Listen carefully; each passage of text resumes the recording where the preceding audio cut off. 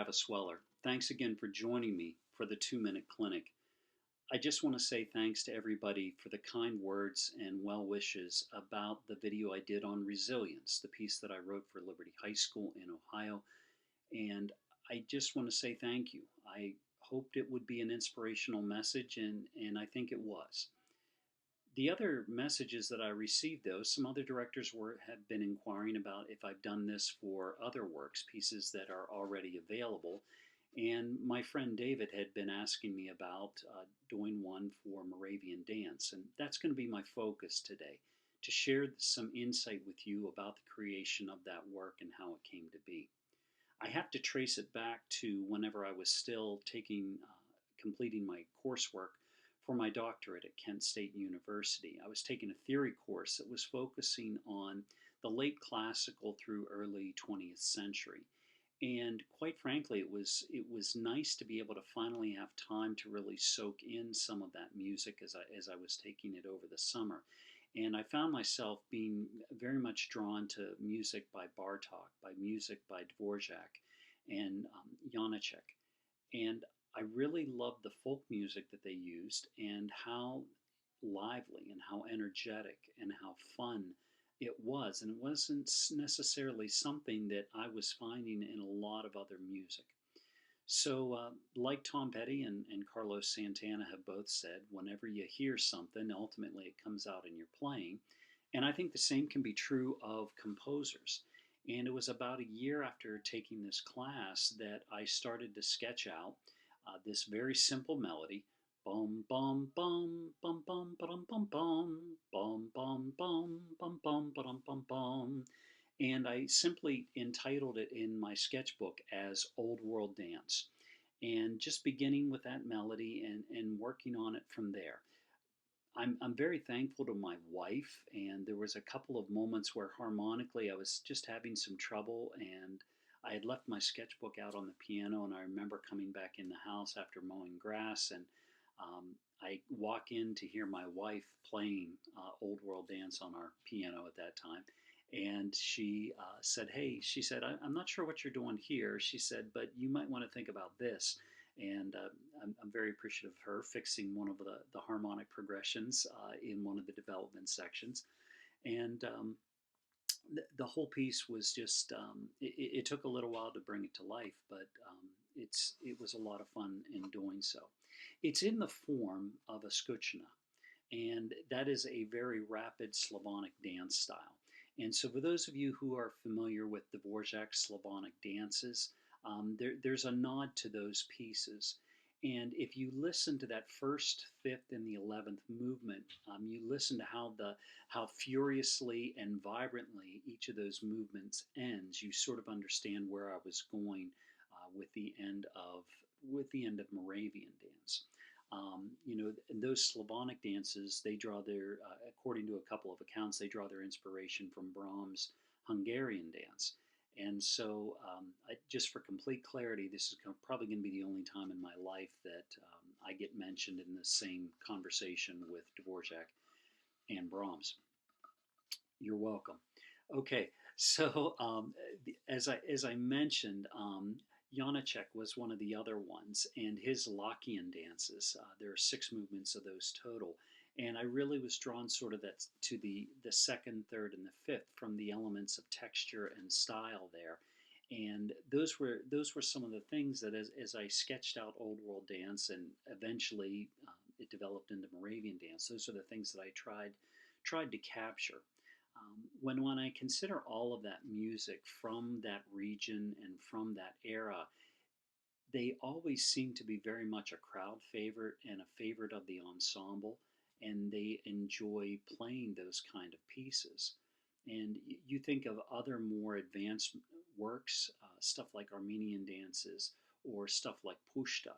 Um, those kind of works, and it's why do we respond to them so well? And I think part of it just really has to do with American dance music is just a lot different, and it always has been. And sadly, it's always been very predictable, and it's not necessarily art music.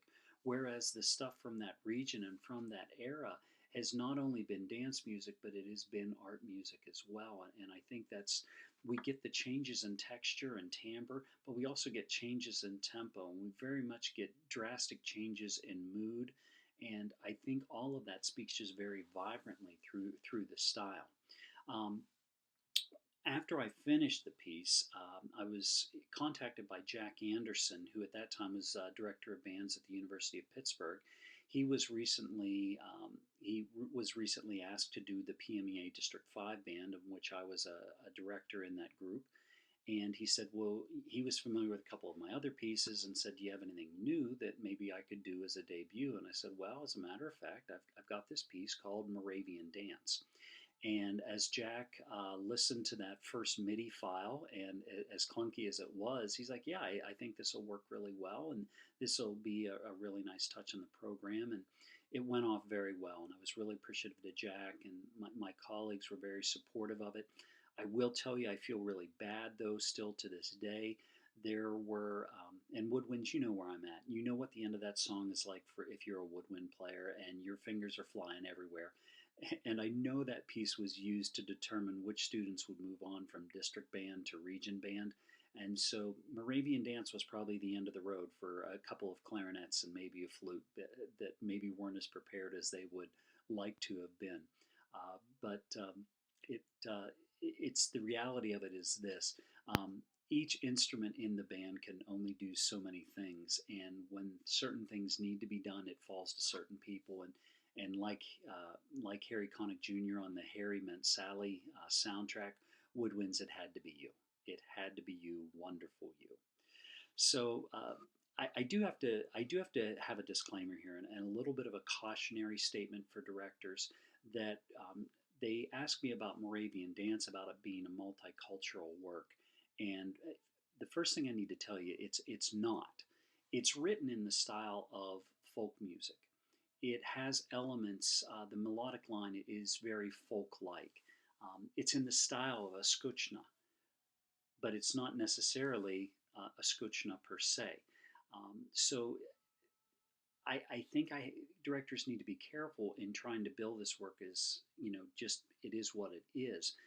Now, the one thing I would hope, though, is that this piece would open doors for discussion about what about the music of Bartok and what about the music of Dvorak. And if the worst thing that this piece ever does for people is open them up to exploring music from Europe and from other cultures, then I think it's done its job, and I'm not going to make any apologies for that. The final cautionary tale about Moravian Dance that I would share with you is a little bit like the cautionary tale that we find in Finding Nemo, in that fish are friends, not food. To make Moravian Dance really go well, we need to play light. We don't need to play loud.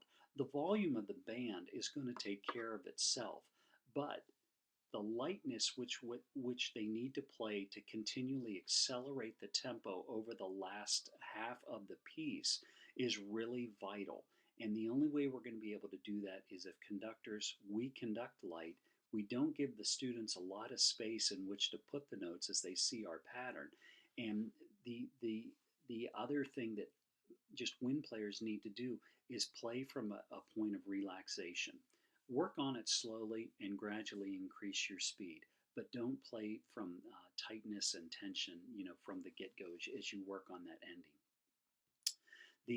The last thing that I would just share with you about the work is that I'm proud of it, and I'm proud of all my pieces. They're all these wonderful little children, and they all have their unique little story and their unique little place.